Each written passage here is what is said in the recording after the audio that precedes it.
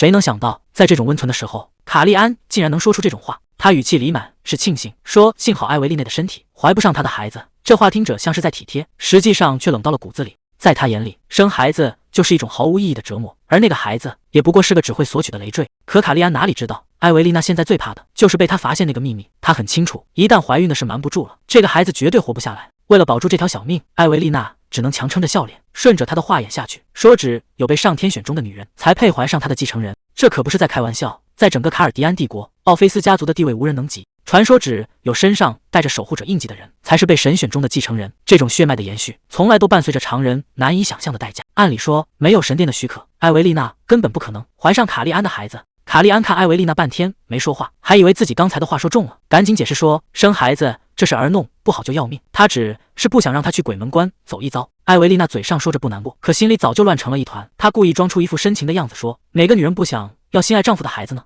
心爱的丈夫这5个字，现在听起来简直就是个笑话。因为从一开始，这就不是一场因为爱情才凑到一起的婚姻。艾维利娜当初找上他，是为了借用卡利安手里的权势，去查清自己那些痛苦的过去。而卡利安呢，他一直被家族的诅咒折磨，正好需要艾维利内的治愈能力来续命。说白了，这就是一场各取所需的交易。可艾维利内千算万算，唯独没算到自己的心。他原本以为只要不交出真心，就能在这场博弈里全身而退，结果到头来，他还是无可救药的爱上了这个男人。两人正亲热着，卡利安却突然停了下来，这气氛一下子就变了。艾维利娜察觉到他有心事，轻声问他是不是有什么话想说。卡利安沉默了半晌，终于还是开口了。他说神殿那边降下了神谕，而且这件事还牵扯到了帝国的圣女黛博拉。听到这个名字，艾维利娜心里最后一点防线也跟着碎了。她原本只是想利用这个男人，可谁能想到自己竟然真的动了情，这根本不在她的计划之内，至少这辈子不该是这样的。艾维利娜猛地从床上坐起，大口喘粗气，满屋子的蛛网和灰尘。她真的回到了过去，回到了那个梦开始的地方。那些被折磨的画面唰的一下全涌了上来。那时候她疼得满地打滚，只想求个痛快。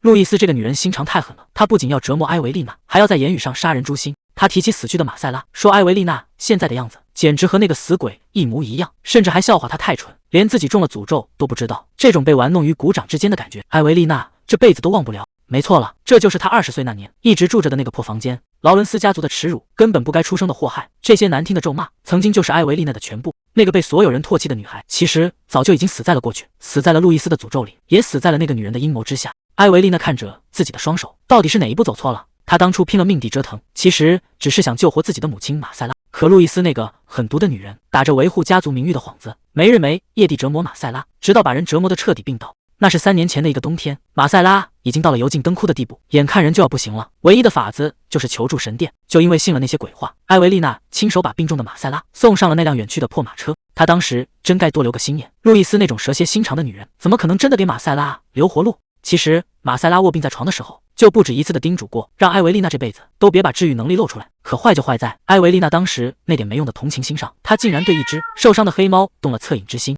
就因为这一时的心软，她这辈子彻底毁了，她的秘密再也藏不住了。偏偏那时候世道变了，传送门大开，怪物横行，治愈师的身价一下子翻了天。路易斯这下可算逮着宝贝了，他看艾维利内的眼神，分明是在看一个能换取权势的工具。原本指望靠他的治愈术大赚一笔，结果发现他根本救不了人。路易斯这下彻底变脸了，你这个没用的废物！就在一个雷雨交加的晚上，路易斯推门走了进来，脸上挂着那种让人发毛的笑。他说天无绝人之路，居然有人愿意出大价钱买下艾维利娜这个废物。艾维利内整个人都懵了，买下他，这是什么意思？路易斯一边摆弄手势一边冷笑，范费尔德子爵出了个天价，2周后你就要卷铺盖走人，反正你也没什么值钱的东西好带。范费尔德子爵这名字听着就让人后背发凉，那是个已经害死了4个老婆的老头子，这乃是嫁人啊，分明是把他往死路上推。门外传来的敲门声一声比一声急，在这黑漆漆的屋子里，艾维利娜根本不知道接下来还有什么更可怕的在等着她。这大半夜的敲门的果然没好事，进来的老妇人面无表情，冷冰冰的提醒艾维利娜仪式的时间到了。哪怕心里再怎么抗拒，艾维利娜还是得走下这阴森的楼梯。这地方对她来说，每走一步都像是离深渊更近了一点。结果刚到楼梯口，路易斯就已经在那等着了。这位名正言顺的伯爵夫人显然已经等得不耐烦了，看着在那发愣的艾维利娜，路易斯眼里全是嫌弃，觉得她这副样子简直丢人现眼。还没等艾维利娜反应过来，路易斯就直接下了死命令，让她赶紧把衣服脱了。这大庭广众的，路易斯到底想干什么？艾维利娜站在原地，这就是所谓的净血仪式吗？那是20岁那年的早春，也是她离开伯爵领地的日子。如果这一切都是真的，那母亲恐怕早就已经……路易斯催促道：“准备好了，就开始吧。”艾维利娜轻声呢喃：“母亲。”旁边的侍女粗鲁地围了上来，直接按住了她的肩膀。随着瓶盖被打开，真正的噩梦才刚刚开始。红色的液体就这样淋了下来。就算重活一世，艾维丽娜发现自己还是救不了母亲。这味道一出来，艾维丽娜整个人都僵住了。路易斯看着她挣扎，不仅没有停手，反而笑得更开心了。他说：“你要是跟你妈一样，我也用不着费这么多事了。”路易斯居然还厚着脸皮说这是在帮他洗清罪孽。听到这个女人提起母亲的名字，艾维丽娜心里的火再也压不住了。这笔账必须有个交代。路易斯还在那儿大放厥词，说艾维丽娜的出生就是一种罪，明明流着高贵的血，身体却被平民的血给弄脏了。尤其是这双绿眼睛，在路易斯看来简直就是耻辱。他觉得只有把这些脏血献给人，才能洗清艾维丽娜身上的罪孽。路易斯越说越起劲，让艾维丽娜赶紧真心忏悔。可看着艾维丽娜现在的样子，路易斯心里莫名有点发虚。他赶紧冲旁边的人大喊：“还愣着干什么？赶紧动手啊！”旁边的老妇人应了一声，直接拿出了准备好的家伙。这哪是什么仪式，分明就是明晃晃的折磨。艾维丽娜被死死按住，只能任由那冰冷的东西划过皮肤。她在心里默默发誓，今天的这份痛苦绝对会是最后一次。随着鲜血一滴滴落下，这场所谓的赎罪才刚刚拉开序幕。红月当头，艾维丽娜还在心里默默为母亲祈祷。艾维丽娜又回到了那个梦里，只要在净化仪式中失去意识，这段往事就会一遍遍重演。那时候他还在纳闷，这个突然出现在领地里的男人到底是什么来头。卡利安当时看他的样子，就像在看一个疯子。他问：“你真的想当我的守护者？”艾维丽娜当时已经豁出去了，她说自己有净化魔气的本事，只要有他在，就能保住卡利安的理智。可卡利安根本不是这一套，他直接回绝了，这简直就是胡言乱语。艾维丽娜这下总算明白了，卡利安这显赫的身份背后到底藏着多大的雷。他可是初代皇后的后裔，当年老祖宗为了统一大陆，竟然跟魔王联了手。结果仗打完了，老祖宗反手就把魔王给封印了。这下可好，魔王的诅咒直接刻进了血脉里。卡利安从出生那天起，就注定要背负这要命的宿命。为了变强，他甚至不惜跟邪神做交易。可这力量哪是那么好拿的？只要一见血或者用力过猛，他体内的怪物就会彻底失控。闹了半天，这世上能让他活得像个人的，竟然只有艾维丽那一个。卡利安这招真是让人猝不及防，他居然直接提议要当艾维丽娜的丈夫，这跨度也太大了。艾维丽娜还没反应过来，卡利安就开始摆事实讲道理了。毕竟要压制体内的魔气，两人以后必须形影不离。就在艾维丽娜还在琢磨是不是什么一见钟情的戏码时，卡利安一盆冷水就泼了下来。这根本不是为了谈情说爱，原来他的领地北境规矩极严，不是家里人根本进不去。为了挡住南下的魔物，这婚是非结不可了。卡利安主动伸出了手，这不仅仅是一个名分，更是把两人的命彻底绑在了一起。艾维丽娜这下没得选了，只能跟着他一起去面对未知的麻烦。就这样，两人的契约正式达成了。可这门婚事从一开始就没人看好，毕竟艾维丽娜身上的治愈力实在是太招摇了。那些自诩高贵的贵族们背地里没少说风凉话，堂堂北境之主竟然为了一个身份尴尬的女人受这种窝囊气，老领主泉下有知，怕是都要气得仙官踩板了。虽然这只是一场各取所需的交易，但卡利安确实为了艾维丽娜挡下了所有的压力。艾维丽娜心里清楚，她真的不想再让他为难了。可问题是，她也不想再死一次啊！现在的处境，卡利安成了她唯一的救命稻草，能不能再自私一次，最后再依靠他一回？窗外的光有点不对劲，这景象看着可不一般。上辈子这个时候，卡利安总会在满月之夜专门跑来这个地方，不管接下来要面对什么，艾维丽娜已经想通了，这次她一定要活下去。既然决定要活下去，艾维丽娜现在一刻也不敢耽误，她必须赶快把重要的信息记下来。这一切的祸根，全是因为对奥菲斯家族的仇恨，才撕开了空间的裂缝。只要身上带着守护者印记的孩子出生，沉睡的地下城就会被唤醒，这简直就是一个诅咒。原本被封印的魔物开始四处乱窜，整个帝国已经乱成了一锅粥，谁也躲不掉这场灾难。所以这些记忆就是唯一的筹码，只要能提前预判传送门的位置，就能帮到卡利安。这不仅仅是在救别人，更是他最后翻盘的机会。卡利安是唯一能平息混乱的人，但他身上背负了太多人的期待和指责。艾维丽娜只想帮他分担这些沉重的压力。就在艾维丽娜忙着记录情报时，一个不速之客推门而入，埃尔兹踩着步子走了进来，嘴里还说着难听的话，说大老远就闻到了艾维丽娜身上的臭味。艾维丽娜下意识叫了声她的名字，结果这下可捅了马蜂窝。埃尔兹当场就翻脸了，觉得艾维丽娜这种身份根本不配直呼她的名讳。埃尔兹越说越过分，嘲讽艾维丽娜像老鼠一样躲在书房，甚至开始攻击她的出身，说她和她母亲一样卑贱。这些话一句比一句刺耳。埃尔兹甚至当众羞辱艾维丽娜的母亲，说她是靠手段才生下了这个私生女，简直让人恶心透顶。埃尔兹嘴里吐出来的全是些不堪入耳的脏话，这哪是名门千金该说的话，简直比下水道还要臭。他接着甩出一个重磅炸弹，说10天之后子爵就会过来接走艾维丽娜，还阴阳怪气的让她好好打扮，说出身低贱的女人只要乖乖听话生孩子就行了。艾维丽娜整个人都懵了，10天，这到底是怎么回事？原来子爵的儿子刚出意外死了，为了抵清家里的债务，埃尔兹竟然要把他送过去，给那个丧子的子爵传宗接代，而且指名道姓就要他。以前听到这个消息，艾维丽娜只会跪在地上求饶，为了给母亲攒医药费，她曾经卑微到了尘埃里，但现在她已经不是那个任人宰割的软柿子了。面对埃尔兹的威胁，艾维丽娜只回了4个字：那又怎样？这下轮到埃尔兹傻眼了，两家的血气都已经定死了，这丫头居然一点都不怕。埃维丽娜突然笑了起来，她心里比谁都清楚，那个老头子看上的可不只是脸，就算是个私生女，她身上流着的也是劳伦斯家族的血。她一步步逼近埃尔兹，语气冷得让人发毛。如果他这个替死鬼现在消失了，那这份契约该由谁来履行呢？除了埃尔兹，家里可没第二个女儿了，这摆明了是要拉着对方一起下水。埃尔兹被吓得不轻，嘴上还在拼命硬撑，说他只是个昂贵的玩具，对方绝不会轻易弄死他。埃维丽娜笑得更深了，没错，对方确实舍不得杀他，但前提是他得是那个唯一的伯爵千金。这下攻守之势彻底逆转了。外面这雷雨天看着就让人心里发毛，但这宅子里的气氛比外面还要不对劲。管事的正黑着脸下死命令，在祭司赶到之前，除了医生，谁敢踏进这屋子一步，直接按家法处置。这哪是看病人啊，这分明是在守着一个绝对不能见光的秘密。谁能想到屋里坐着的竟然是卡利安，他现在的情况已经快到极限了。看着身上这些不断冒出来的鬼东西，他自己都觉得恶心。这根本不是什么普通的伤，而是刻在骨子里的诅咒。平日里他撑得那么辛苦，原来背地里一直在熬这种非人的折磨。这秘密要是守不住，那可就真的全完了。刚跟埃尔兹那疯女人吵完架，埃维丽娜现在只想静静，这乃是姐妹啊，简直比打了一场仗还要累。还没等他缓过劲来，走廊里突然乱成一团，几个医生打扮的人急匆匆跑过去，连个招呼都顾不上打。这宅子里肯定出大事了。就在这时，莉亚气喘吁吁的跑了过来，一见面就问他是不是又钻进书堆了。这丫头还是老样子，总是这么风风火火的。别看莉亚现在只是个小助手，她的来头可一点都不简单。原本是诺拉王国的落难皇亲，家里祖祖辈辈都是顶尖的治愈师，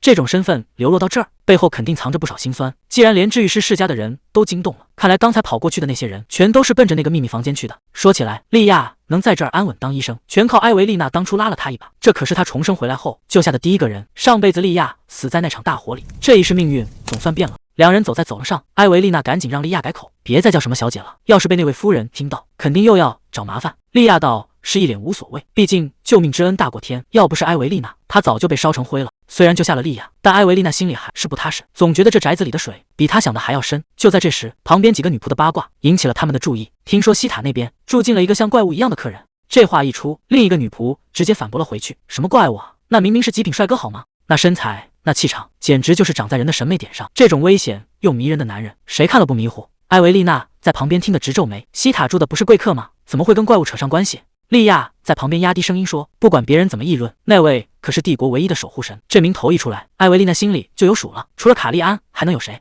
莉亚凑过来小声嘀咕，其实她正想找埃维丽娜商量，就是为了这位刚到的贵客。埃维丽娜这下彻底陷入了沉思，上辈子见到卡利安的时候，她明明看起来一点事都没有，难道是因为这次时间提前了？他刚从战场回来，还没到满月就受了重伤，逻辑上倒是说得通，但现在最要紧的是得亲眼确认那个人到底是不是他。莉亚看他半天没反应，赶紧推了推他，问他到底有没有在听。埃维丽娜猛地回过神，一把抓住莉亚的手，这事儿一刻都等不了。他盯着莉亚说，我现在需要你的帮忙。看这架势，他是打算直接闯进西塔了。为了能顺利混进西塔，埃维丽娜找上了莉亚，开口就要借走她的斗篷。莉亚一听就反应过来了，虽然知道这事儿风险太大，莉亚最后还是答应了，但她必须要一个保证，那就是办完事的立刻回来。埃维丽娜倒是一点不担心，毕竟要面对的那个人，没人比她更了解了。守卫看了一眼这身打扮，没起疑心就直接放行了。不过他特意叮嘱了一句，进去之后动作轻点，千万别惹那位主子发火。埃维丽娜嘴上答应着，看来那位现在的脾气确实不太好。随着沉重的大门被推开，他总算是有惊无险的混进来了。看来莉亚这件斗篷还真是帮了大忙。可还没等他站稳，这屋里的气氛就明显不对劲了。埃维丽娜急忙喊出那个名字，卡利安。谁能想到，曾经意气风发的他，现在竟然变成了这副样子。卡利安身上全是伤，这根本不是普通的磕碰，简直像是刚从死人堆里爬出来。暴走已经开始了，一旦他彻底失去理智，体内的邪神就会降临，到时候除了见血，谁也拦不住他。埃维丽娜实在看不下去了，卡利安，你到底经历了什么？他想都没想就伸出了手，试图用自己的力量稳住局面。可这股邪神的力量哪是那么好对付的？埃维丽娜疼得叫出了声，这种感觉就像要把她的四肢生生撕碎，浑身都在发烫。这股钻心的疼，简直和她当初死掉的时候一模一样。难道说卡利安现在也在承受这种痛苦吗？这种钻心的疼，埃维丽娜硬是扛下来了。只要能让卡利安活命，再来一次她也不怕。她死死抱住这个男人，卡利安，你可千万不能有事。好在这一场硬仗总算是熬过去了。看着卡利安安静地躺在床上，埃维丽娜悬着的心这才稍微放了下来。可谁能想到，这口气还没喘匀呢，卡利安突然伸手死死扣住了他的手腕，还没等他回过神，整个人就被拽到了跟前。这下全乱套了。抬头看一眼窗外，那轮月亮竟然变红了。这传说中的红月一出，恐怕今晚谁也别想消停了。盯着卡利安这双眼睛，艾维丽那感觉整个人都要陷进去了。红月当头，这气氛简直要把人点着。还没等他反应过来，卡利安就直接压了上来。这一下，埃维丽娜彻底乱了阵脚。他甚至觉得身体已经不听使唤，每一个动作都带着危险的气息。现在的卡利安简直像变了个人，根本不给埃维丽娜喘息的机会，每一个动作都带着不容拒绝的狠劲。埃维丽娜还想挣扎一下，小声求他先停一停，可卡利安根本不听，直接一口回绝了。看着卡利安这副撒娇又粘人的样子，埃维丽娜的心一下子就软了，这感觉简直和以前的他一模一样。明明知道现在应该推开他，可身体却根本不听使唤，只能任由自己陷进去。埃维丽娜最后一点防线也崩了，小声回应着，说自己其实很想他。这下可好，卡利安手上的动作更没轻没重了。埃维丽娜还没反应过来，贴身的衣服就被扯坏了。她下意识的想要拒绝，可话到嘴边却怎么也使不上劲。这种压迫感让埃维丽娜根本没法思考，她甚至开始怀疑以前那个温柔的卡利安是不是自己的错觉。更要命的是，门外可全是守卫，万一被听见点什么，那可就真的没脸见人了。可现在的卡利安哪还管得了那么多？他现在满脑子恐怕只有眼前的这个人。这红月的影响力比想象中还要可怕，埃维丽娜只能被迫承受着这排山倒海般的情绪。还没等他回过神，手腕就被死死扣住，这力道根本不打算给他留退路。看着这张熟悉的脸，埃维丽娜却觉得陌生到了极点，这种压迫感让他心里彻底没了底。卡利安终于忍不住开口问：“你到底是谁？”刚才两人还那么亲近，结果转头卡利安就变了副面孔。埃维丽娜本来还以为卡利安肯定记得自己，现在看来这根本就是异想天开。埃维丽娜倒是挺客气，说刚才只是为了帮他压制狂暴。这话听者就离谱，卡利安根本不信，你一个普通人凭什么能压制住那种力量？埃维丽娜给出了理由，她说自己有净化魔力的治愈能力。卡利安一边整理衣服，一边冷冰冰的警告埃维丽娜，刚才没经过允许就碰她，已经让她很不爽了，要是再敢惹她，后果自负。埃维丽娜心里很清楚，卡利安只要一失控就会把自己关起来，免得伤到别人，所以她现在这种反应其实是在保护自己。可埃维丽娜没打算退缩，她知道卡利安的情况已经好转了，为了能继续留在他身边，她必须抛出更有分量的诱饵。卡利安本来想直接赶人，结果埃维丽娜突然说她知道下一个传送门会在哪里开启。这话一出，卡利安果然停下了动作。埃维丽娜紧接着给出了具体位置，就在黄昏森林的佩鲁姆，而且就在2天后，只要提前派骑士团过去驻守，就能把损失降到最低。卡利安虽然觉得这是个低级的陷阱，但他根本没法拒绝，毕竟沙漠那次的惨剧绝不能再重演了。沙漠那场惨剧还没过去多久，报纸上全是关于传送门的消息。埃维丽娜知道这是他手里唯一的筹码，他主动开口：“卡利安问我吧。”卡利安冷笑一声：“就算你说的是真的，那你为什么要告诉我？你到底想要什么回报？”埃维丽娜低着头，终于说出了自己的目的。她想逃到一个谁也找不到的地方，而且她还有一个心结，就是想知道自己的母亲到底是生是死。卡利安有些意外，反问了一句：“你母亲？”埃维丽娜提到，母亲叫马塞拉，3年前被带去神殿后就彻底断了联系。只要卡利安愿意帮忙，他以后绝对死心塌地。这笔交易听着挺划算，但卡利安真的会答应吗？外面突然传来敲门声，仪式已经准备好了。卡利安反应很快，顺手就把埃维丽娜给遮了个严实。他没急着给答复，只说2天后再做决定。临走前还不忘放狠话，警告埃维丽娜别想耍花招，更别想逃跑。这话听着挺吓人，但卡利安确实有这个底气。埃维丽娜心里比谁都清楚，这男人做事太绝了，趁他不注意，竟然已经在他身上种下了追踪咒。这下他是彻底被拿捏住了。可就在要离开的时候，埃维丽娜又停下了脚步。她还有最后一个要求，这回又会是什么呢？埃维丽娜前脚刚走，卡利安就立马把本杰明叫了过来。这屋里的气氛还没缓和呢，他又开始整新花样了。本杰明看着手里的名单，心里直犯嘀咕，怎么突然要召见那些伯爵家的私人医生？卡利安头也不抬，说是有件事必须得确认一下。本杰明这下坐不住了，小心翼翼的试探，您该不会是又闯什么祸了吧？卡利安一脸莫名其妙，闯祸？在本杰明眼里，自家这位主子除了动嘴骂人就是动手打人。看卡利安这副表情，本杰明更慌了，难道是2样都占了？这下事情可真闹大了。时间回到2个月前，那时候的大公爵正处于这辈子最疯狂的状态。本杰明当时也是真拼命，谁劝都不听，非要冲上去拦住发疯的主子。结果呢，这一冲，左眼就彻底废了，成了他这辈子抹不掉的勋章。好在命是保住了，现在的本杰明已经是卡利安身边最得力的助手。就在这时，门外传来了敲门声，卡利安头也不回，直接让人进来。谁能想到，这推门进来的竟然是他。莉亚手里紧紧攥着药瓶，说是按吩咐送药过来的。结果一抬头，他整个人都僵住了。桌上那件绿色的长袍，不正是他自己的吗？莉亚心里瞬间乱成一团，这下麻烦大了。她赶紧放下药，想找个借口赶紧溜走。可卡利安哪能这么轻易放她走？他顺手拎起那件长袍，语气里听不出一点温度。看来这件衣服的主人总算找到了。卡利安冷笑一声，原来是伯爵家的私生女啊！莉亚吓得话都说不利索，只能一个劲的说是。可卡利安是什么人？他早就调查清楚了，那位伯爵根本没有什么私生女，更别提什么情妇了。他靠在椅子上琢磨，难道是这姑娘压根就没进过家谱？可一个身份不明的女人，怎么会对大门的情况了如指掌？卡利安越想越觉得不对劲，他费尽心思接近自己，到底是为了什么？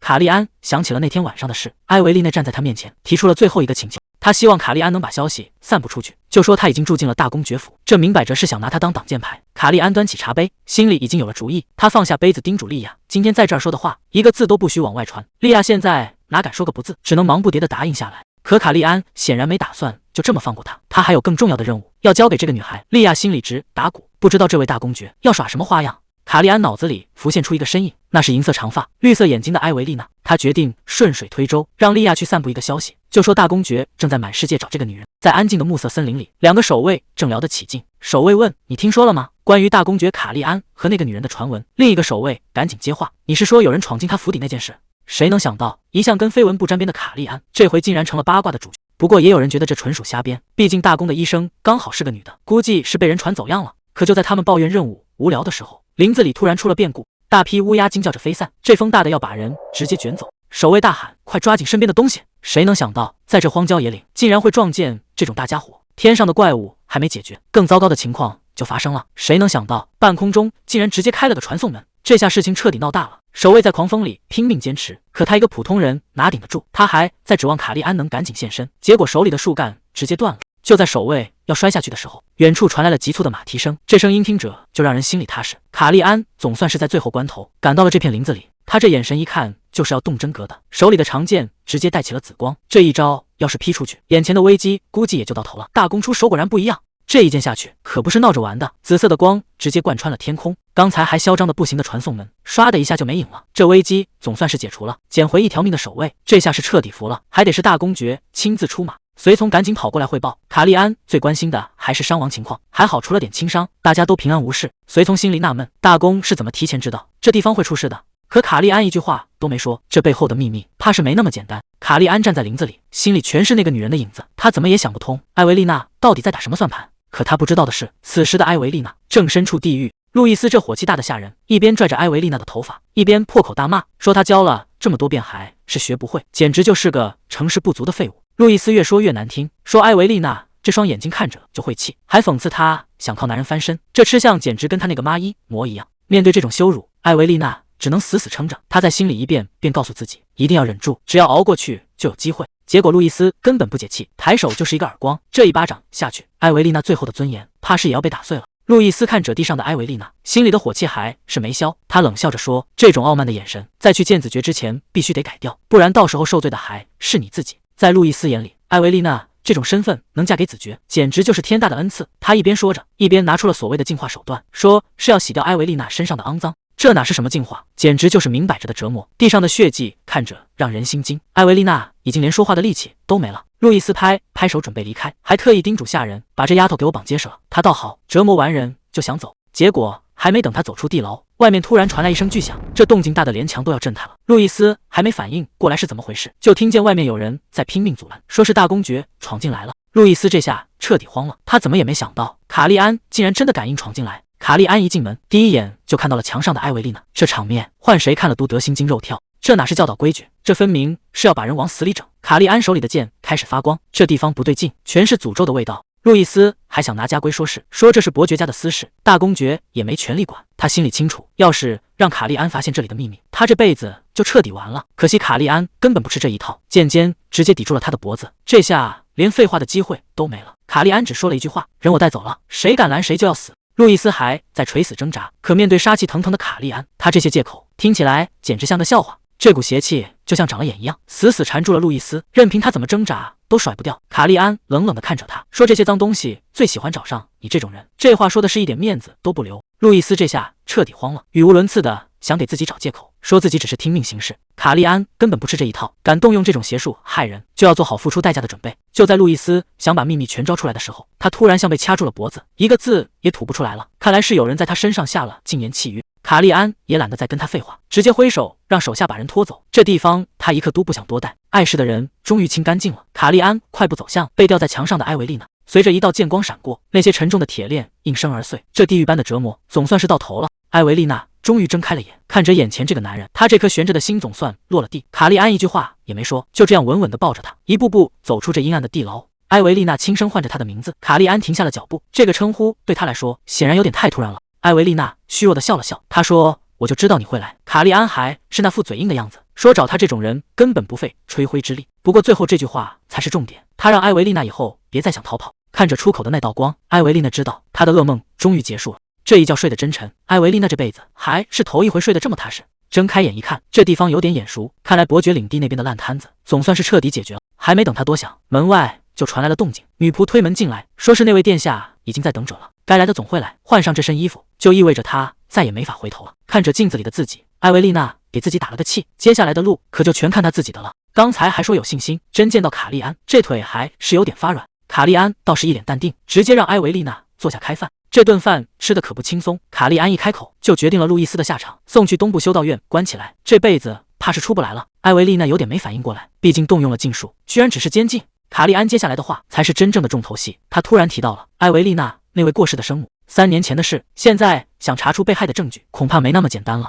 卡利安主动开了口，问他是不是需要什么帮助。看他那副表情，显然是觉得埃维丽娜帮了大忙，肯定会要一份不小的赏赐。埃维丽娜也没打算客气，既然话都说到这份上了，她确实有个大胆的想法。接下来的这一幕，估计谁看了都要吓一跳。埃维丽娜直接站了起来，她当着卡利安的面，正式向这位大公提出了求婚。只要卡利安愿意借给她力量，她以后一定会拼命报答。这下连卡利安都懵了，他提醒埃维丽娜，知不知道外面的人是怎么传他的？那名声可不太好听。他让埃维丽娜赶紧坐回去，别在这儿异想天开。可埃维丽娜是认真的，这可是她深思熟虑后的决定，绝对不是在开玩笑。结果卡利安根本不领情，他直接把话给说死了，说自己这辈子压根就没打算结婚。这盆冷水泼下来，埃维丽娜彻底没话说了。卡利安叹了口气，他承认自己确实需要治愈力，但从没想过要把埃维丽娜带到北方那种荒凉的地方受苦。这下埃维丽娜是真没料到，明明上辈子他答应的那么干脆，怎么这回全变了？明明重生的是自己，为什么反倒是卡利安变了个人？卡利安接着给出了折中方案，结婚是不可能的，但他可以换个身份，做埃维丽娜的监护人。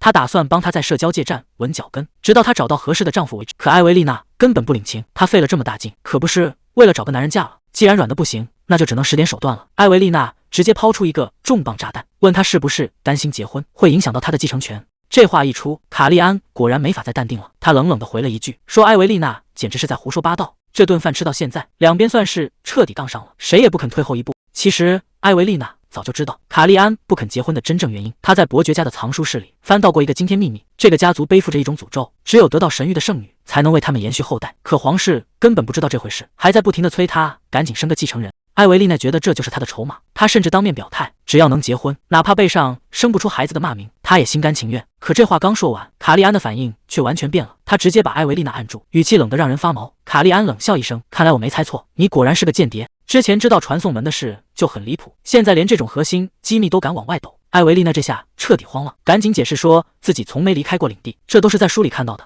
结果卡利安根本不信，甚至觉得这个借口太拙劣，他直接揭开了最后的底牌。原来这个家族秘密早就被施加了强力的禁言魔法，除了历代大公本人，根本没人能把它写下来，更别提放进什么藏书室了。这下麻烦大了，埃维丽娜怎么也没想到，自己引以为傲的情报反而成了自投罗网的铁证。总不能直接告诉他这些秘密是上辈子的他亲口说的吧？卡利安显然已经动了杀心，在他眼里，捏死一个人比在战场上杀个怪物还容易。他让埃维丽娜最好老实交代，别等事情变得更难看。可他根本不明白，埃维丽娜早就没什么好怕的了，找不到的母亲，还有那些没完没了的折磨，他现在的日子本身就是活在地狱里，既然怎么解释都没用，那干脆就把命交出去。埃维丽娜把话挑明了，要是实在不信，现在就把他的头砍下来好了。卡利安盯着眼前的女人，心里其实在打鼓，要是现在就把她杀了，确实能省掉不少麻烦。可直觉告诉他，埃维丽娜刚才说的那些话听着不像是在撒谎，更何况她确实压制住了自己体内那股失控的魔力，现在杀她确实有点太早了。卡利安收敛了杀气，问他这些伤是不是都在伯爵领留下的。埃维丽娜点了点头，没打算隐瞒。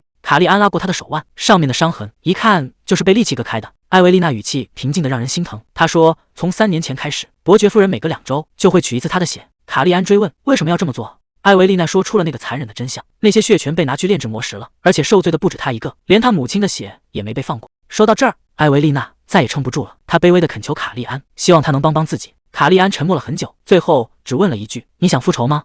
埃维丽娜开门见山说自己不想复仇，只想活下去，顺便查清楚母亲的下落。她心里很清楚，路易斯背后肯定有人撑腰，不然没胆子干出这些事。之前关于魔石的调查已经到了收尾阶段，路易斯曾私下向神秘人保证会把后续处理干净。埃维丽娜明白，所谓的处理干净，其实就是想要他们母女的命。虽然不知道对方到底是谁，但从那语气就能听出来，那人的地位绝对比路易斯高得多。这件事牵扯到了魔石，还有埃维丽娜失踪的母亲。卡利安其实早就就盯上这线索了。不过真要查下去，恐怕会直接跟神殿对上，到时候局面可就不好收拾了。卡利安把话挑明了，神殿和圣骑士团的关系不一般，如果真要查下去，他能帮上的忙其实很有限。艾维丽娜点头答应，她心里有自己的小算盘，既然神殿这块硬骨头暂时啃不动，那就先留在卡利安身边，总能抓到狐狸尾巴。他向卡利安保证，绝对不会给他添麻烦，以后肯定会尽到大公夫人的职责。卡利安却有点不忍心，毕竟要净化他身上的魔气，得遭不少罪，还得跟着他去北边受苦。他盯着艾维丽娜问：“除了找你母亲，你就没点别的想要的？”艾维丽娜想了想，要是真能贪心一点的话，她希望等一切都结束了，卡利安能给她一块小领地，不用太大，只要有阳光和草地就行。她这辈子没别的追求，就想过几天正常人的安稳日子。卡利安听完没再多说什么，只是轻声回了一句：“我知道了。”利切夫港那边出大事了，怪物横行，瘟疫爆发，到处都乱成了一锅粥。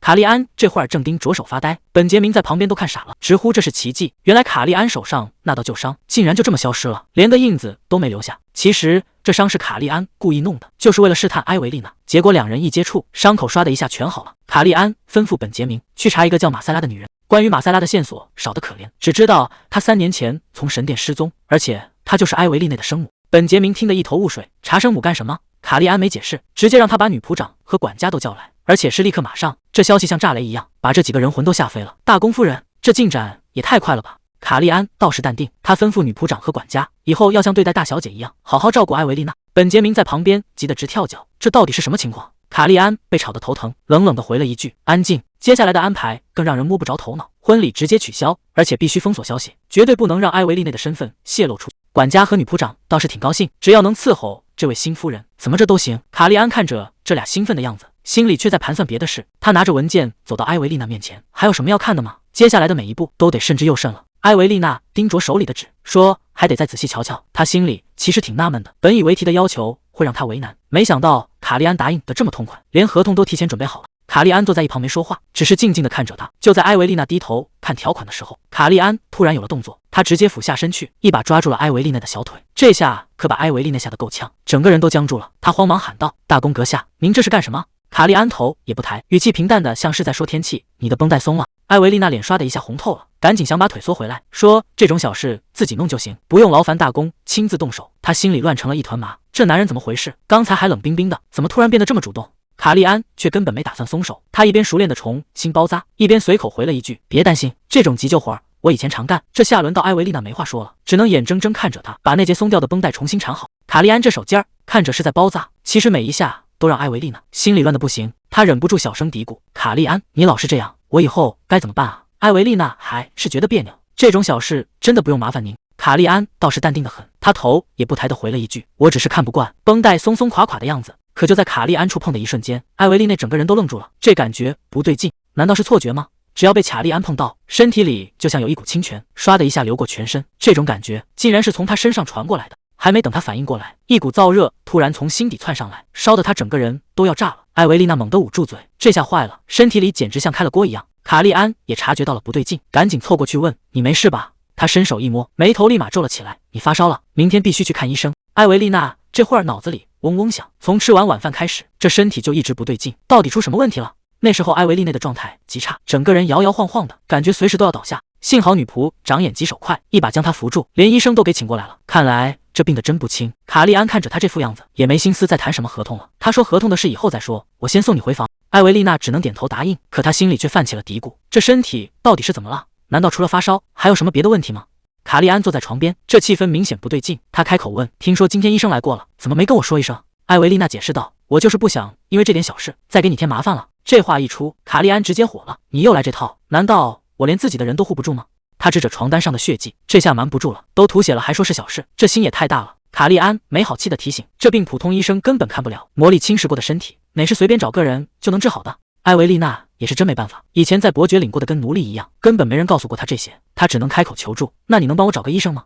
卡利安直接拍板了：“明天我亲自带你去。现在你唯一的任务就是睡觉。”他这话听着挺冲，其实心里后怕的要命。要是今天没发现这滩血，这姑娘怕是真打算一个人硬生生扛到死。那些被病痛折磨的记忆一下子全翻了出来，那种求救没人理的滋味，艾维丽娜这辈子都不想再试。就在她快要崩溃的时候，一只手稳稳地抓住了她。卡利安语气强硬地保证：“别担心，只要是我的人，我就一定会护到底。这么好用的帮手，我怎么可能轻易放手？”甚至他还放了句狠话：“就算到了死神那儿，你也别想从我手里逃掉。这话听着确实挺自私，可对现在的埃维丽娜来说，却是最让她安心的承诺，因为她心里清楚，这个男人其实比谁都温柔。卡利安说要带她去看医生，结果这路越走越不对劲。埃维丽娜看着满屋子的铁锤和炉子，整个人都懵了，这哪是看病的地方，这分明是个铁匠铺啊！卡利安倒是淡定得很，让他把心放肚子里来，这就是为了治病的。就在这时，屋里突然传出一个声音，埃维丽娜找了半天没见着人，结果低头一看，居然是个矮人。这矮人一开口就没个正经，非要打听两人的关系，还以为卡利安终于开了窍，带了个相好的回来。卡利安也没打算瞒着，直接当众宣布了埃维丽娜的身份，这位可是未来的大公妃，赶紧过来行礼。这矮人盯着埃维丽娜看了半天，把她看得心里直发毛，结果他一开口，差点没把人给气晕过去。他说埃维丽娜身上有股恶臭，这可把爱干净的姑娘吓坏了。矮人赶紧摆手解释，说这可不是一般的体味，而是那种带着恶意的诅咒味。这下真相大白了，埃维丽娜得的是魔力逆流症，这种病最阴毒的地方在于，它会让体内的魔力反着走，一点点把内脏全部腐蚀掉。矮人叹了口气说，这下麻烦大了，你这身体随时都会撑不住，下毒的人心肠真是黑透了。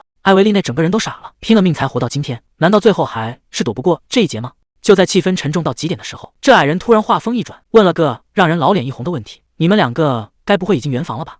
这话一出，刚才那点悲伤的气氛唰的一下全没了，卡利安和埃维丽娜直接僵在了原地。矮人这老头儿真是不正经，一句话把埃维丽娜说得满脸通红，他倒好在那儿笑得没心没肺。不过玩笑归玩笑，矮人接下来的话让在场的人都愣住了。他说埃维丽娜能撑到现在，全是因为卡利安。埃维丽娜简直不敢相信，原来这个一直护着她的男人，竟然就是她的保命符。矮人解释说，虽然埃维丽娜有治愈能力，但那股诅咒太霸道，光靠她自己根本压不住，必须得有外力来中和。这两个人就像是白昼遇上了黑夜，只有凑在一起，才能达到那种微妙的平衡。矮人还特意叮嘱了一句，这种治愈效果可是跟身体接触的程度成正比的，接触的越深，效果就越好。埃维丽娜一下子全明白了，难怪之前卡利安暴走的时候，只要两人一靠近，他就能立马冷静下来。原来从那个时候开始，两人的命就已经死死的绑在一起了。矮人最后还特意交代，这法子治标不治本，想彻底断根，还得靠他们自己去查。这一通折腾下来，天都黑透了。埃维丽娜一回到房间，感觉整个人都脱了把，这一天过得简直比打仗还累。躺在床上，她满脑子都是刚才那些话。卡利安的魔力能救她的命，而他的治愈力又能安抚卡利安。谁能想到这两个人竟然成了天造地设的一对？可有个问题，埃维丽娜怎么也想不通，既然自己身上带着治愈力，能救别人，为什么偏偏救不了自己？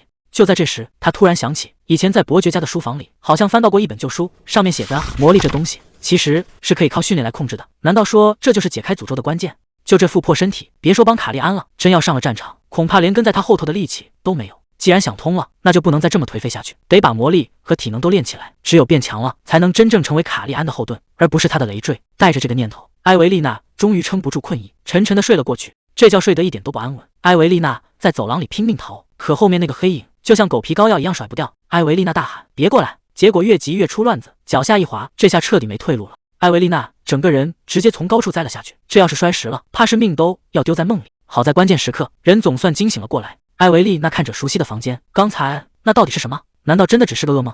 谁能想到，刚从噩梦里挣脱出来，一抬头，卡利安竟然就站在跟前。埃维丽娜这下彻底懵了，大公阁下，他怎么会出现在这儿？卡利安一边走近一边说，看来今天这些事确实让你受惊不小。埃维丽娜只能顺着话头承认，可她最想知道的是，深更半夜的，他到底是怎么进来的？结果卡利安给出的答案让他更坐不住了，原来这两间卧室竟然是互相打通的，这下麻烦大了，那岂不是意味着卡利安以后想来就来？他看着卡利安，突然问了一句，今晚你是打算留在我这儿吗？这话一出，屋里的气氛彻底变了。卡利安直接坐到了床边，他语气平淡的丢下一句，别这么紧张，我还没兴趣强留一个见到我就想躲的女人。埃维丽娜赶紧解释，说自己刚才不是被吓到了，只是觉得这房间连着实在太让人尴尬，但这种大实话哪敢当面说，她只能换个借口，说自己是最近有点焦虑，才表现得这么反常。为了打破僵局，她主动提出想请卡利安帮她做净化。这事儿还得从那天说起，晚上的雪下得特别大，卡利安刚带人讨伐完魔物回来，可整个人看着都不太对劲。为了救那些被困的骑士，他消耗了太多力量，这下彻底暴走了。骑士们在门口死死拦着，说这是卡利安亲口下的死命令，现在绝对不能靠近。可听着里面传来的惨叫声，埃维丽娜哪里还坐得住？卡利安宁愿自己硬扛，也不想让别人看到他这副样子。既然躲不掉，那就只能由埃维丽娜来收场了。她亮出大公夫人的身份，命令所有人全部退后。话都说到这份上了，骑士们也只能让开一条路。这扇沉重的大门一开，里面的景象简直让人心惊。谁能想到，堂堂大公竟然被锁链困在这里，满地都是血迹。埃维丽娜顾不上危险，直接冲过去抱住了卡利安。埃维丽娜轻声安慰着，再坚持一下，马上就结束了。卡利安疼得几乎失去理智，嘴里却还在说着对不起。这股狂暴的力量散去后，两人直接脱力倒在了地上。卡利安刚清醒过来，第一反应就是喊艾维丽娜的名字。艾维丽娜赶紧问卡利安：“你还好吗？”卡利安看着他，语气里全是心疼。多亏了你我才没事，可你为什么要这么拼命？艾维丽娜没有丝毫犹豫，只要你能好起来，其他的都不重要，我是心甘情愿为你这么做的。就算现在被拒绝，艾维丽娜也绝对不会停手了。这正是她一直期待的结果，只要能帮到卡利安，付出什么代价都无所谓。随着两人距离拉近，那股狂暴的力量开始转移，艾维丽娜能感觉到对方体内的魔力正涌进自己身体。卡利安停下来问他，是不是已经到极限了？毕竟这种冲击，一般人根本扛不住。艾维丽娜摇了摇头，示意自己还能坚持。既然已经走到了这一步，那就干脆彻底一点吧。等艾维丽娜再次睁开眼，眼前的景象让她整个人都愣住了。她已经很久没见过卡利安这么健康的样子了，那些狰狞的伤痕全都消失不见。艾维丽娜忍不住感叹，看来之前的努力没白费，她体内的狂暴力量总算是平息了。既然卡利安体内的力量已经平息，那接下来的事就变得顺理成章了。卡利安轻声叮嘱，要是有哪里不舒服，一定要告诉他。这气氛一上来，有些事就由不得自己了。艾维丽娜显然还没适应，她下意识想喊停，让对方先等一等。卡利安这会儿温柔的不像话，他说别害怕，只要放松下来就好。艾维丽娜心里乱成一团，一直在说不要。卡利安这会儿也承认，他确实有点失控了。艾维丽娜还想再等等，可现在哪还停得下来？话还没说完，就被彻底堵了回去。这下是真的没退路了。这一场闹剧总算消停了，可看着艾维丽娜累成这样，卡利安心里也开始打鼓。刚才是不是真有点过火了？他想献个殷勤递杯水，结果对方这下意识的一躲，直接把他的心给扎透了。在他看来，这哪是害羞，这分明是打心底里怕他。卡利安这脾气也上来了，既然你这么讨厌跟我待在一起，那我也没必要自讨没趣。他一边穿衣服一边把话挑明，反正我也给不了你孩子，刚才那点事儿你就当没发生过吧。甚至他还撂下一句狠话，以后你要是想找乐子，随便找谁都行，我绝不拦着。这话可把艾维丽娜吓坏了，她赶紧解释说不是那样的，自己只是头一回经历这些，实在是太难为情了。这下轮到卡利安没话说了，闹了半天，原来是自己想歪了。卡利安在心里直犯嘀咕，怎么一碰到这女人，自己就变得这么不淡定？艾维丽娜突然问了个扎心的问题，她说：“就算这是神谕的安排，难道你就一点都不怨恨吗？明明相爱却不能有孩子，这种命运谁受得了？”卡利安这下没接话。艾维丽娜发现这一世的他好像对神谕特别迷信，为了试探对方，他抛出了一个尘封已久的名字：凯洛斯·凡·奥菲斯。卡利安猛地转过头问：“你怎么会知道这个名字？”看来这个名字确实是卡利安的禁忌，毕竟这位凯洛斯可是奥菲斯家族的祖先。但在传说里，他可不是什么英雄，而是一个为了私情就抛弃责任的叛徒。因为他的自私，甚至害死了无数无辜的人。卡利安很不理解，为什么艾维丽娜会突然提起那个家族耻辱的故事。在他看来，那位祖先为了妻子抛弃一切，结果不仅一无所有，连心爱的女人都没护住，最后只落得个惨死的下场。卡利安语气坚定，这种悲剧他绝对不会让他重演，哪怕是为了他心爱的女人，他也绝不会重蹈覆辙。这话一出，艾维丽娜整个人都愣住了。他刚才说心爱的女人，卡利安没再多解释，直接起身准备离开，只留下艾维丽娜一个人在空荡荡的房间里发呆。他怎么也想不通，卡利安居然会有爱的人，难道这一世的情况和前世完全不一样了？可他搜遍了脑海里的记忆，也没发现前世的卡利安身边出现过什么特别的女人。如果那个人不是自己，那卡利安藏在心里的那个人到底会是谁？艾维丽娜很快就冷静了下来，就算卡利安真的有心上人，那又怎么样呢？反正跟他也没什么关系。他现在手里的麻烦事已经够让他头疼的了，找回失踪的母亲，还有解开身上这该死的诅咒，哪一件不比儿女情长重要？虽然这种被蒙在鼓里的感觉确实让人心里有点堵，但他时刻提醒自己，两人的关系说白了就是一场各取所需的交易。既然只是契约夫妻，那对方心里住着谁，他根本没必要去纠结。艾维丽娜推开窗户，看着外面的夜色，算算时间，那些游商也该经过这附近了。她望着天上的圆月，心里已经有了打算，看来是时候去阿德尔海姆走一趟了。既然决定要去阿德尔海姆，艾维丽娜第一件事就是得换身像样的行头。看着满屋子华丽的裙子，艾维丽娜眼睛都看直了，只夸这些衣服漂亮。女仆在旁边笑着搭话，说这些衣服简直是为她量身定做的。可艾维丽娜越看越觉得奇怪，这么多精致的礼服，怎么可能一下子全准备好？她突然反应过来，就算再怎么宠爱，也不可能凭空变出这么多衣服。这些裙子恐怕原本是属于另一个女人的。艾维丽娜心里不是滋味，她可不想穿别人的旧衣服，于是开口问女仆，能不能换件舒服点的？女仆听完愣了一下，显然没明白她为什么放着好衣服不穿。艾维丽娜直截了当地说，随便穿别人的衣服实在有点没礼貌。没想到女仆却说，这些衣服并不属于任何人。这下轮到艾维丽娜纳闷了，难道那个女人连家里的仆人都不知道吗？艾维丽娜觉得还是别问那么多了，反正那些衣服也不是她的，她只想去趟集市，没必要穿得那么招摇。刚准备出发，管家救急，急忙跑了过来，一边跑还一边喊着夫人。听女仆说她要出门，管家本来想亲自安排，没想到艾维丽娜连马车都自己叫好了。艾维丽娜解释说，穿这身就是为了不显眼，出门在外还是低调点比较稳妥。管家虽然嘴上答应着，心里却慌得不行，要是让卡利安知道自己没照顾好夫人，那这差事怕是保不住了。看着马车渐渐远去，艾维丽娜总算出发了。可她并不知道，树林里正有人死死盯着她离开的方向。艾维丽娜总算到了集市，这里到处都是叫卖声，热闹的不得了。她拿起路边的烤串，吃的那叫一个香，甚至还想再来一串。这几天跟着卡利安到处跑，又是进化又是折腾，体力消耗大，胃口自然也就开了。正吃着呢，旁边几个大姐聊上了，说最近这孩子是越来越少。本以为是什么严肃话题，结果大姐语出惊人，直说是现在的男人不行，还得靠不要才行。听着这些露骨的话，艾维丽娜虽然有点尴尬，倒觉得这集市挺有人情味。不过说到这事儿，卡利安倒是完全不让人担心。想起他平时那股劲头，精力旺盛的简直让人招架不住。这都在想些什么呢？他赶紧咳嗽2声，想把这些念头压下去。艾维丽娜正逛着，突然闻到一股特别熟悉的味道，这味儿勾得他心里直打鼓。他顺着巷子一路找过去，总算在各不起眼的摊位前停下了。摊子上摆满了奇奇怪怪的草药，艾维丽娜一眼就认出了那个黑紫色的东西，这竟然是伊布里斯之角。这种稀罕货怎么会出现在这种地方？他一时没忍住，直接拿了起来。等回过神来，才发现自己太冒失了，赶紧跟摊主赔不是，说自己是见到宝贝太激动了。摊主披着个大斗篷，露出一双颜色诡异的眼睛，他倒是一点没生气，还慢悠悠地解释说，这药材虽然长得丑，但可是来自诺拉大陆的古老秘方。艾维丽娜越听越觉得不对劲，这东西的来源肯定有问题。她试探着打听是哪个商会供的货，结果对方直接把话给堵死了，说是商业机秘诀，对不能说。艾维丽娜还是不死心，想让摊主再透点底，结果这摊主还挺会开玩笑，说他再问下去自己都要哭了，最后才慢悠悠吐出一个名字：帕米尼翁商会。听到这个名字，艾维丽娜心里咯噔一下，这下事情可真闹大了，因为这个商会背后的主人正是卡利安的外公。虽然两边是亲戚，但关系闹得比陌生人还僵，想从这儿查药材的底细，简直是难如登天。不过天无绝人之路，艾维丽娜突然想到了莉亚。莉亚的家族被流放后，正好就定居在那个领地，找她打听肯定能有收获。正琢磨着回去写信，结果一个没留神，直接撞到了路人身上。这又是撞上谁了？谁能想到，艾维丽娜刚撞到人，还没来得及道歉，迎头就是一满杯水泼了过来。这一下泼得透心凉，还没等她反应过来，耳边就传来一阵刺耳的冷笑。对方阴阳怪气地骂道：“哪来的下等人，竟然敢弄洒我的饮料！”这声音太熟悉了，艾维丽娜猛地抬头，果然是那个最不想见到的人——埃尔兹。埃尔兹一脸轻蔑，慢悠悠地打了个招呼：“好久不见啊，艾维丽娜。”接着他话锋一转，语气变得极其恶毒，或者说，我该叫你私生女才对。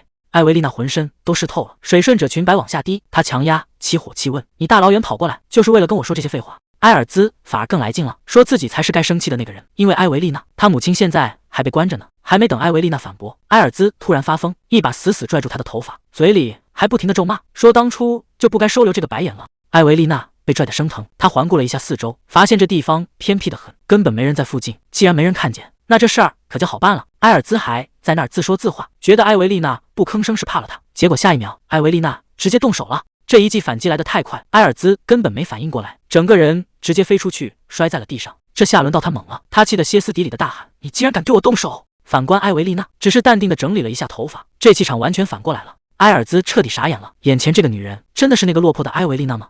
他怎么都想不通，明明以前随手就能捏死的人，现在怎么完全变了样？埃尔兹这下是真的破防了，凭什么自己的母亲被关起来，而艾维丽娜却能攀上大功，过上这种好日子？这些话听着都让人觉得刺耳，全是嫉妒和不甘心，这种恶意简直都要溢出屏幕了。可艾维丽娜根本没打算惯着他，直接一句话把他顶了回去。现在还有心思在这儿闹？伯爵府那边恐怕早就乱成一锅粥了。埃尔兹彻底破防了，上来就直接动手。艾维丽娜却满脸嫌弃：“你现在的样子真让人恶心。”他没再废话，甩开手头也不回地走了，只剩下埃尔兹一个人在原地无能狂怒。天色很快暗了下来，艾维丽娜独自坐在回程的马车里，那些藏在心底的旧账又被翻了出来。小时候被石头砸中的疼，到现在都还没散干净。埃尔兹小时候就坏透了，非说是艾维丽娜偷了项链。艾维丽娜急得直解释，说自己真的没拿，可换来的却是更狠的毒打。最后项链在盒子里找到了，可艾维丽娜的苦日子才刚开始。没过多久，埃尔兹又想出了新花样，直接把艾维丽娜推进了水池。艾维丽娜在水里拼命挣扎，大声喊着救命。结果埃尔兹不但不帮忙，还拿个大扫帚把她往水里按。他一边笑一边嫌弃，说艾维丽娜身上臭得像垃圾桶，洗都洗不干净，水一点点没过头顶。艾维丽娜只能绝望地往下沉，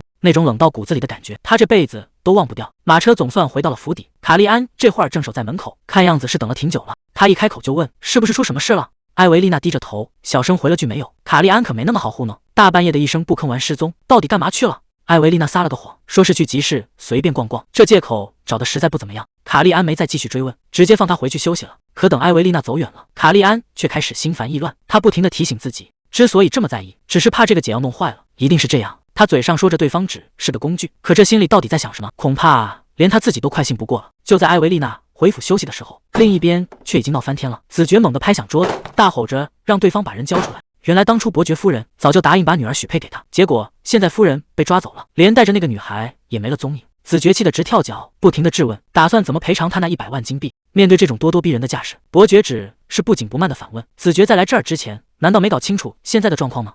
他现在根本给不出什么承诺，毕竟家里已经乱成一锅粥了。可子爵根本不买账，直言那是伯爵府自己的麻烦，他现在只要那个女孩，只要把人交出来，这笔账就算两清了。伯爵刚想开口解释，房门却被猛地推开，埃尔兹气冲冲地闯了进来，大喊着让父亲赶紧去抗议。他要求父亲必须出面，让公爵把埃维丽娜还回来，毕竟这关系到家族的颜面。看着眼前这两个各怀鬼胎的人，伯爵心里很清楚，这事儿绝对没那么简单。埃尔兹这会儿正撒泼呢，他理直气壮地嚷嚷，埃维丽娜可是家里的财产，就算对方是大公，这种抢人的行为也叫绑架。子爵一听这话，心里顿时凉了半截，原来带走人的竟然是大公，那这事儿可就彻底没戏了。看着这父女俩吵成一团，子爵突然露出一副贪婪的嘴脸，他心里显然已经有了新算盘。他假惺惺地站出来打圆场，让大家都先消消火。既然现在的局面这么糟糕，他倒是有一个两全其美的办法。子爵打的算盘可真响，他竟然想让埃尔兹顶替埃维丽娜，直接坐上子爵夫人的位置。子爵嘴上说的倒好听，其实就是想拿钱换个年轻漂亮的。埃尔兹心里也开始盘算了，这男人虽然年纪大点，但手里的钱那是真不少。现在的家族早就大不如前，要是错过了这个机会，他这辈子可能就彻底没戏了。受够了那些清汤寡水的日子，埃尔兹最后还是点了头，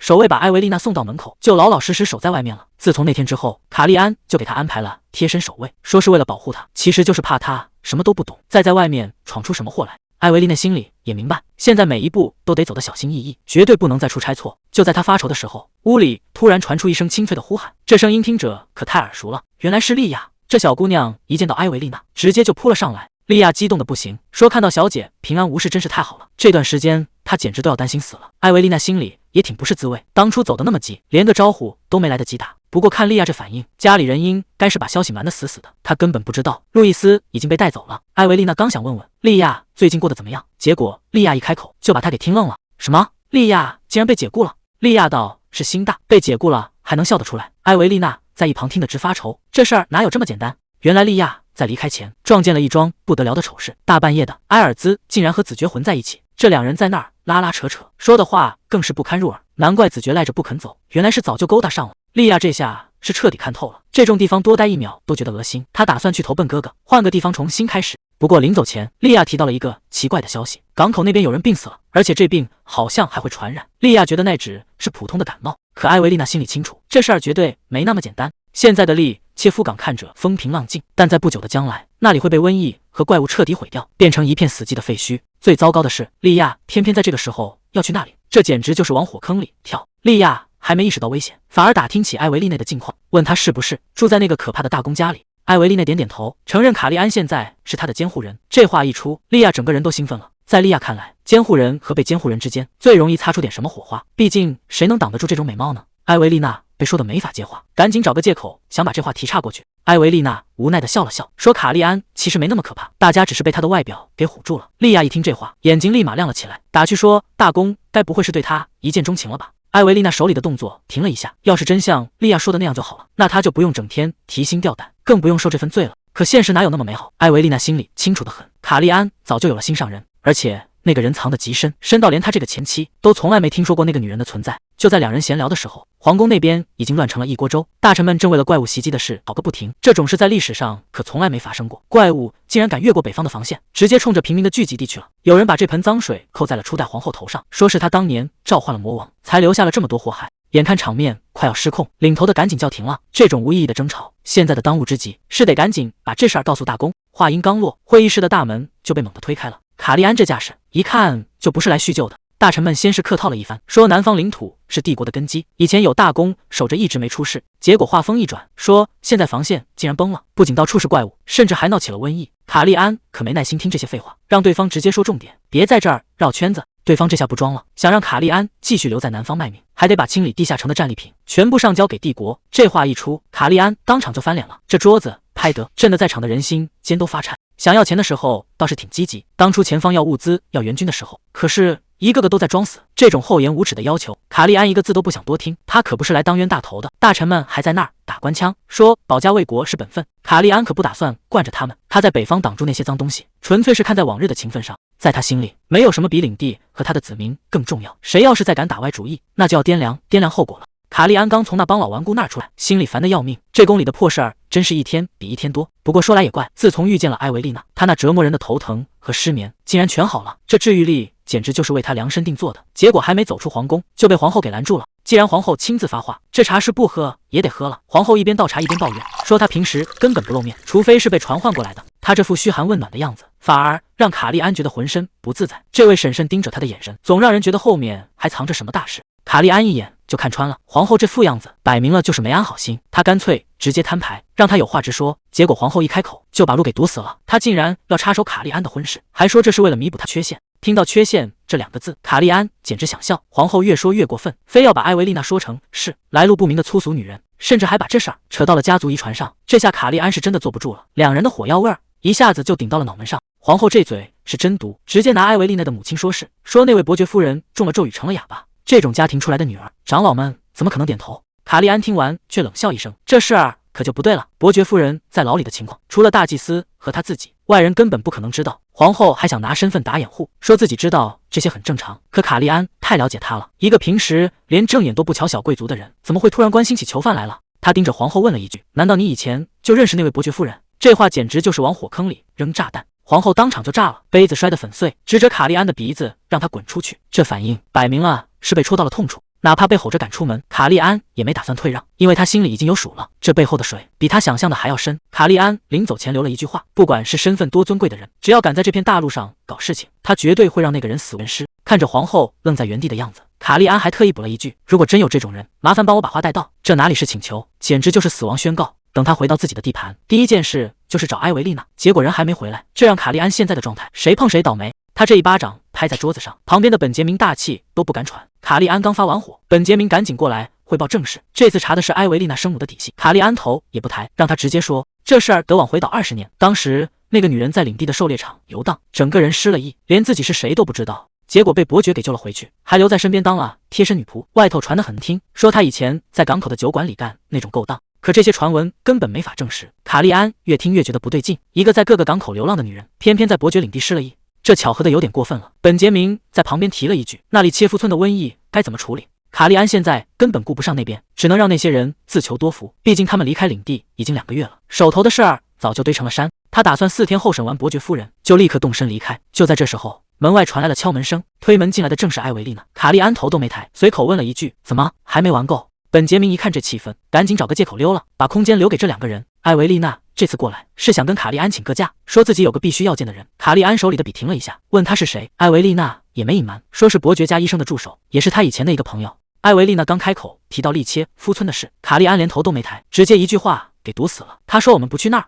艾维丽娜整个人都懵了，难道就因为那里没有怪物，所以连看都不去看一眼吗？卡利安的态度冷得吓人，对他来说，北境的安稳比什么瘟疫都重要。他甚至还警告艾维丽娜，别越界管不该管的事。这话听着确实扎心，但艾维丽娜担心的根本不是这个。她看着卡利安，心里全是上辈子的那些惨剧。在她的记忆里，就是因为这次利切夫村的悲剧，所有的矛头最后都指向了卡利安。那些受灾的人不但不感激他，反而觉得是因为有他这个守护者在，灾难才会接二连三的降临。甚至有人在背后带节奏，说只要他消失了，大家就能过上好日子。以皇后为首的那些对头，更是借着这个机会把他当成怪物来围剿。这一步要是走错了，卡利安可就真的没退路了。虽然卡利安嘴上说不在乎，可那些流言蜚语就像水滴石穿一样，早晚会把他彻底压垮。艾维丽娜心里只有一个念头，绝对不能让他再经历一次那种绝望。既然讲道理行不通，艾维丽娜只能换个法子了。他深吸一口气，突然冒出一句，我做了一个预知梦。这话一出口，卡利安整个人都愣住了。而且那场瘟疫根本不是闹着玩的，染病的人会彻底丧失理智，甚至开始做出吃人的疯狂举动。卡利安听完也觉得麻烦了，这已经超出了领地的处理范围。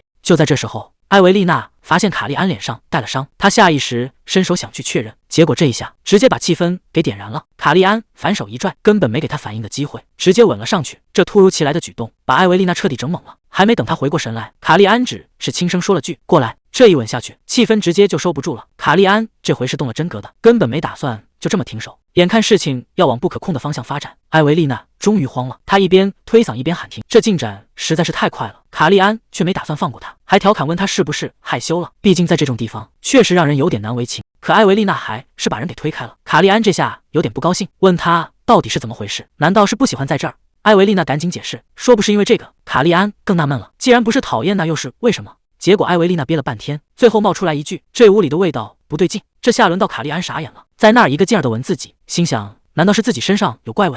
艾维丽娜赶紧解释说，这是一种叫伊布里斯之角的药草，这种东西平时可不多见。卡利安这才反应过来，今天喝的那杯茶味道确实跟平时不太一样。艾维丽娜接着爆了个大料，说这药草的味道一旦碰上黑魔法就会被掩盖掉，一般人根本闻不出来。这下事情全对上号了，这玩意儿就是制作圣水带料，也就是导致诅咒的罪魁祸首。可谁能想到，艾维丽娜听完居然还笑得出来。卡利安这下真急了，说你这可是差点丢了命啊！